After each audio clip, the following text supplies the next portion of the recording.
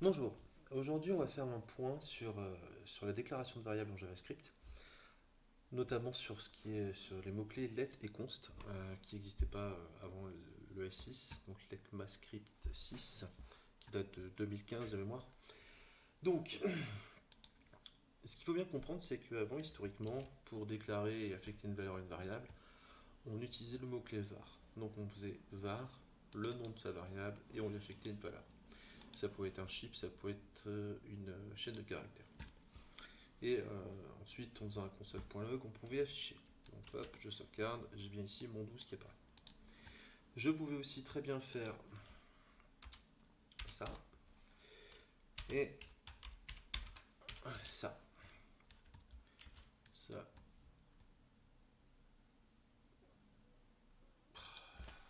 sans faute, ce sera mieux. Donc, c'est exactement la même chose. C'est-à-dire que je pouvais déclarer ma variable, lui affecter une valeur dans un second temps et venir afficher le contenu dans ma console. Alors, depuis le S6, on a deux nouveaux mots-clés qui sont apparus. Le premier c'est let et le deuxième c'est const.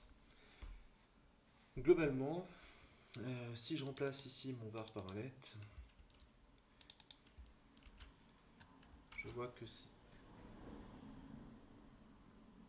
Ouais, ça. Je vois donc bien que ça fait exactement la même chose. C'est-à-dire que je déclare une variable, je affecte la valeur 12 et je l'affiche. Pas de changement. Si à la place de let je mets un const, tout pareil. Alors on pourrait se dire, pourquoi rajouter des mots-clés s'il n'y a pas de différence? Justement parce qu'il y a des différences. Et on va essayer de les voir. Pour commencer, je reviens sur un var. Donc ici, si on est logique, je déclare ma variable, je lui affecte une valeur et après je l'appelle pour l'afficher. Et c'est logique que le résultat soit cohérent. Normalement, même chose quand on est logique, si j'appelle ma variable avant de l'avoir déclarée avant de l'avoir initialisée, c'est-à-dire déclarée et de lui avoir affecté une valeur, logiquement, je devrais avoir une erreur. Sauf que j'ai pas une erreur. J'ai un undefined. Ça veut dire quoi? Ça veut dire que certes, au moment où je l'appelle, variable 1 n'a pas de valeur qui lui est affectée, mais elle existe. Alors que je la déclare après. Comment c'est possible? Alors c'est possible parce que avec var, il y a ce qu'on appelle le hoisting. Je m'explique. Globalement, votre variable, où qu'elle soit déclarée, on considère qu'elle est déclarée au top, en tête. Comme si on faisait les déclarations de variables avant toute autre chose. Globalement, ça revient exactement à faire ça. Si je fais ici mon var variable 1, donc je la déclare sans lui affecter de valeur, et je mets à jour, j'arrête d'inverser mes lettres, j'ai exactement le même résultat. Donc j'ai une variable 1 qui existe, mais qui n'a aucune valeur, ce qui est logique vu que la valeur lui est affectée après. Donc ça c'est ce qu'on appelle le hoisting, c'est-à-dire où qu'on soit dans notre code, la déclaration de variable viendra se mettre en tête. Ok? Ça fonctionne avec var. Par contre, ça ne fonctionne pas avec let. Si je fais un let au lieu d'un var, je mets à jour, là je vais avoir une erreur.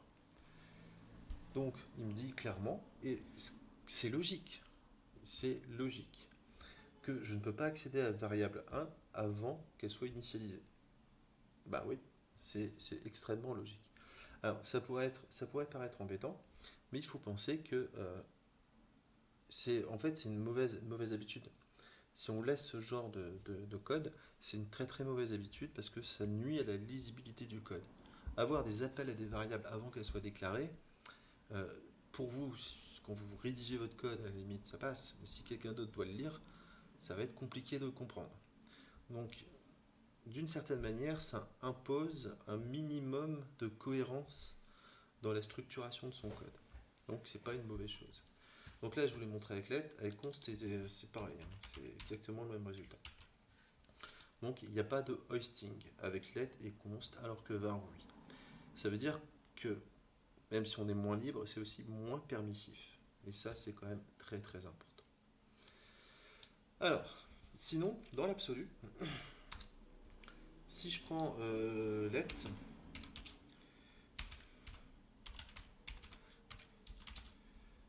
ça fonctionne à peu de choses près, comme var. C'est-à-dire que je peux créer ma variable, alors, peut-être mettre let et pas lat. Je peux donc créer ma variable, lui affecter une valeur. Je peux ensuite modifier cette valeur, passer d'une chaîne de caractères à du numérique.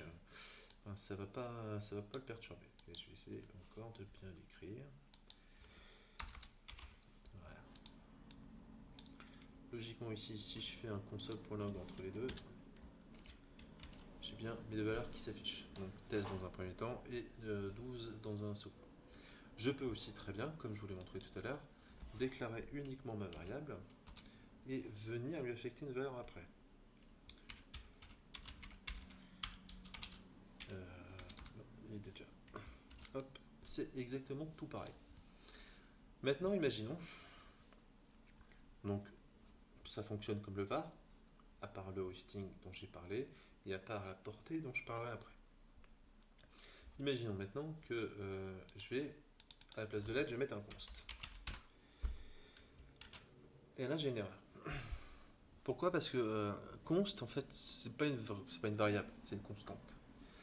Donc c'est quelque chose qui ne change pas, qui ne bouge pas. Et pour initialiser une constante, pour déclarer une constante, en fait, il faut lui affecter une valeur tout de suite. On doit initialiser, donc affecter une valeur à sa constante dès la déclaration. Donc, déclarer une constante vide, c'est pas possible. Il faut absolument que cette constante ait une valeur dès sa déclaration.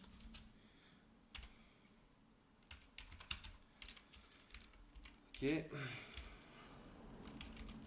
Là, logiquement, ça devrait m'afficher mon test. Ok, ça me l'affiche. Sauf qu'en deuxième étape, j'ai essayé, comme tout à l'heure, ce que j'ai fait avec mon let, ce que j'aurais pu faire avec un var, de changer la valeur de cette variable 1 et de passer de test à 12. Et là, ça ne marche pas. Pourquoi? Parce que j'essaye d'assigner une valeur à une constante variable. Alors le terme m'abuse, mais si on traduit ça comme ça. En gros, j'essaie de changer la valeur d'une constante, ce qui n'est pas possible vu que c'est censé être une constante. Donc une fois qu'elle est déclarée, une fois que sa valeur est déclarée, elle ne bouge plus. Donc, bien retenir, pour const, on déclare la valeur dès, enfin, on affecte la valeur dès la déclaration de la variable. Ok? On ne peut pas faire ça en deux étapes comme on peut le faire avec let ou var. Ensuite, c'est une constante, donc sa valeur ne change pas. Ok. Bien, il y a un cas particulier, alors, qui a l'air particulier, mais en fait, quand on y réfléchit, c'est assez logique aussi. Imaginons que je déclare donc une variable qui s'appelle variable 1, et qu'à la place de stocker du numérique, enfin un chiffre ou une chaîne de caractères, je vais y stocker un objet. D'accord? Donc je vais créer un petit objet qu'on appelle, comment on va l'appeler? On va l'appeler Toto. Et en prénom,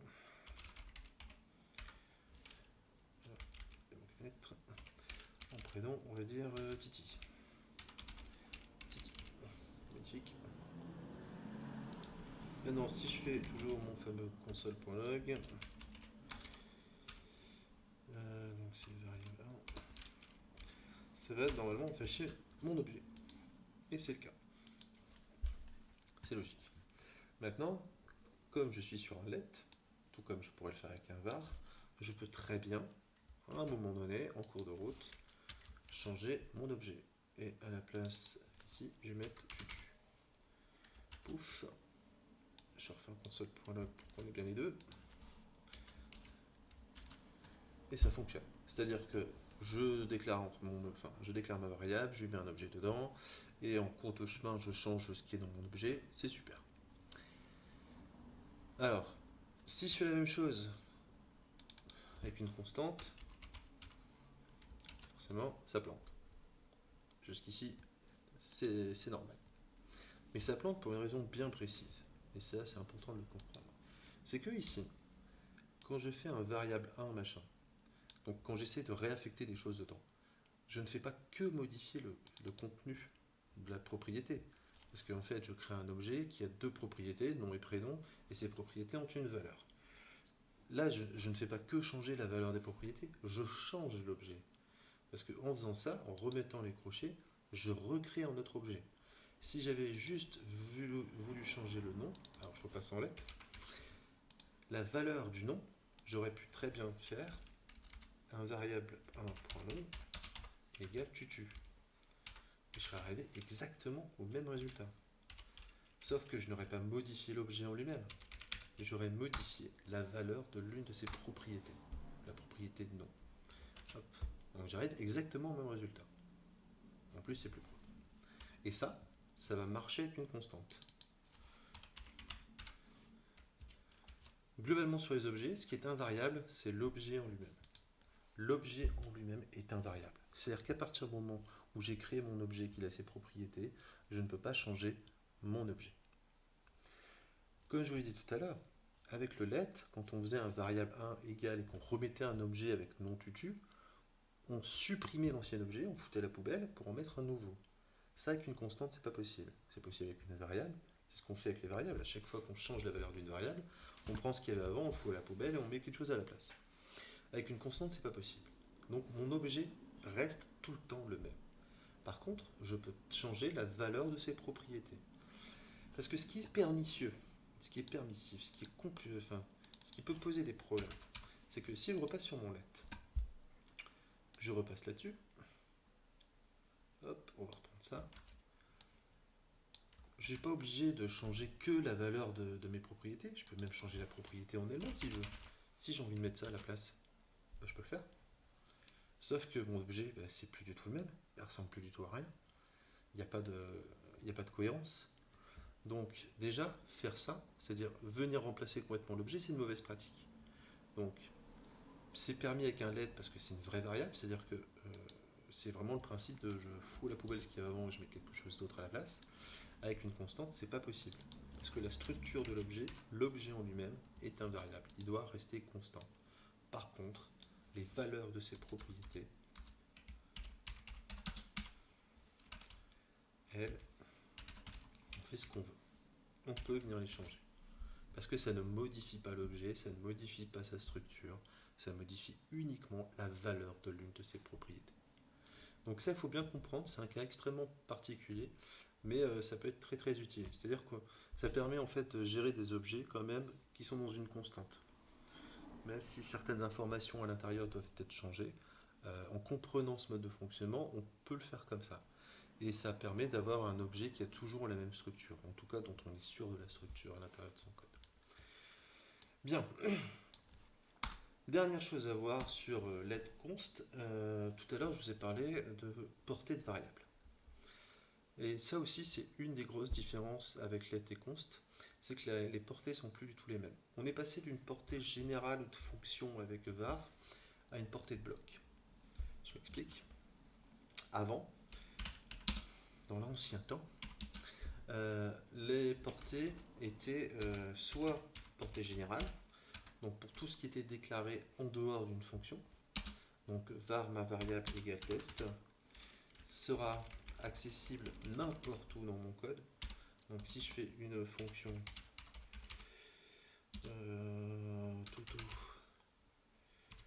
dont le seul objectif c'est de faire un console.log de ma variable, ouais, j'ai écrit comme ça, hop, que je lance cette fonction,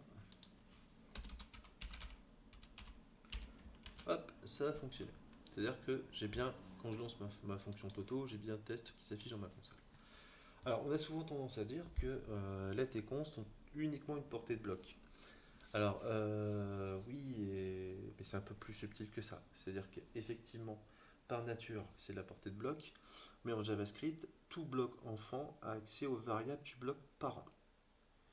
Et par définition, ce qui est ici, ce qu'on va appeler le bloc général, c'est le bloc parent de tous les autres. Donc ma fonction Toto est elle-même un bloc enfant de mon bloc général. Donc même si je mets un let, ici, hop, ça va rien changer. Ça c'est bon. Il n'y a pas de souci. D'accord? Donc ça, il faut bien comprendre. C'est-à-dire qu'on a un héritage descendant. Donc les blocs enfants ont accès aux variables des blocs parents. Par contre, l'inverse n'est pas vrai. Le parent n'a pas accès aux variables des blocs enfants.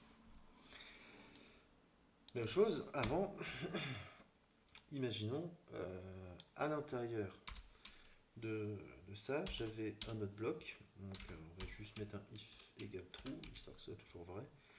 C'est juste histoire de créer un bloc. Si je déclarais une variable dedans, var test égale, on va se faire chier, on va dire test, hop, et que dans le bloc parent, je faisais un console.log